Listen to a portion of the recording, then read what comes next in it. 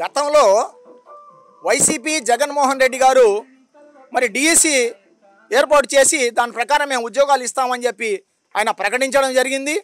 మరి వాస్తవంగా ఆయన ఏదో 5,000 ఈ వాలంటీర్ల వ్యవస్థ, అదేవిధంగా మరి సచివాలయాల వ్యవస్థలో కొంతమంది 1,00,000 మందికి ఉద్యోగాలు ఏర్పాటు చేయడం జరిగింది ఆయన. అయితే డిఎస్సిగా మరి బడిబంధువులు డిఎస్సిగా మరి తీసుకునే పరిస్థితి ఆనాడు ఆయన ఏది ఏర్పాటు చేయలేకపోయాడు. చివరిన ఎన్నికల టైంలో ఆయన వాగ్దానం చేసి దానికోసం ప్రపోజల్ పెట్టాడు. అంతలో ఎన్నికలు రావడం జరిగింది. అయితే గత ఎన్నికల్లో చంద్రబాబు నాయుడు గారు నేను అధికారంలోకి వస్తే ఇన్ని ఉద్యోగాలు ఇస్తానని చెప్పి ఆయన వాగ్దానం చేయడం జరిగింది. దాని వలన జగన్మోహన్ రెడ్డి కన్నా బాగా చేస్తాడనే ఆలోచనతోటి మరి నిరుద్యోగులు కానివ్వండి, అంతేకాకుండా వాలంటీర్లకు 5,000 కాదు నేను 10,000 ఇస్తానని చెప్పి కూడా ఆయన ఆనాడు వాగ్దానం చేయడం జరిగింది. చివరకు అందరికీ గుండి సున్నా పెట్టాడు.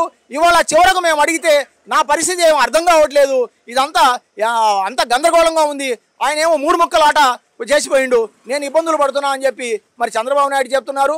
అందుకే ప్రతిసారి కూడా గతంలో మోడీని కూడా తీసుకొచ్చి ఆయన ఇక్కడ శంకుస్థాపనలు, రాజధాని శంకుస్థాపన మరి చేసిపోతే ఆనాడు ఆయన గుప్పెడు మట్టిను చెంబుడు నీళ్లు తీసుకొచ్చి ఇచ్చిపోయాడు.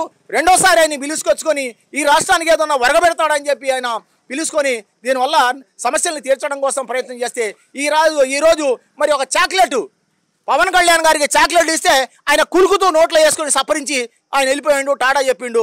మనకు మిగిలేది ఆ చాక్లెట్లు, ఆ చెమ్ముడు మట్టి, గుప్పెడు మట్టి, చెమ్ముడు నీళ్లు తప్ప ఏది కూడా కనపట్లేదు ఈ పరిపాలనలో. సార్ ఒక్క మాట చివరిగా, కానీ ఇప్పుడు మీరు చెప్పారు కదా ఒక 2 years కరోనా పాండమిక్ నడిచింది అంటే ఇప్పుడు జగన్మోహన్ రెడ్డి గారు రాష్ట్రాన్ని నాశనం చేశారు, సో అందుకే మేము వాటిని సరి చేసుకుని సరిపోయిందని కూటమి ప్రభుత్వం అంటుంది. కానీ గతంలో చూసినట్లయితే జగన్మోహన్ రెడ్డి ఎక్కేసరికి ఎంతకంత అప్పుల్లో ఉంది రాష్ట్రం కూడా, కానీ మళ్ళీ 2 years కరోనా పాండమిక్ ఉంది.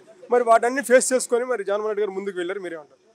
ఇప్పుడు రాష్ట్రం కొత్తగా ఏర్పడటం, మరి ఉమ్మడి రాష్ట్రం ఏర్పడిన తర్వాత అనేకమైన ఇక్కడ సమస్యలు ఉన్నాయి.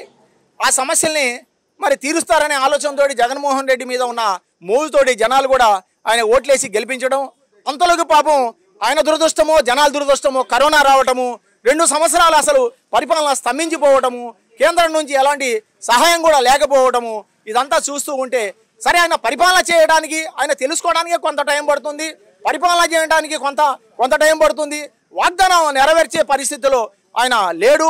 ఏదేమైనా జగన్మోహన్ రెడ్డి గవర్నమెంట్ కూడా మరి ఫెయిల్యూర్ కావటం వల్లనే మరి ప్రజలు మరి అధికమైన వాగ్దానాలు చేయడం వల్ల కూటమి గవర్నమెంట్ మరి టీడీపీని గెలిపించడం జరిగింది. మరి ఇప్పటికైనా ఈ పాలకులు మరి తెలుసుకొని, ఇప్పుడు చాలా టైం ఉంది కాబట్టి 4 సంవత్సరాల్లో ప్రజలకు ఇచ్చిన వాగ్దానాలు 6 గ్యారెంటీలను కానీ అమలు చేసే మాట అయితే ప్రజలు కూడా మిమ్మల్ని హర్షిస్తారు.